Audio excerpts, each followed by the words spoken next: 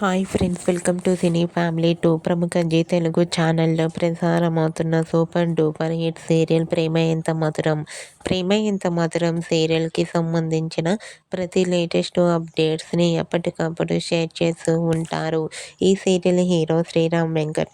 శ్రీరామ్ వెంకట్ ఈ సీరియల్లో ఆర్యవర్ధన్ గాను శంకర్ క్యారెక్టర్లో చాలా చక్కగా నటిస్తూ ఈ సీరియల్తో మంచి సక్సెస్ను అందుకుంటున్నారు.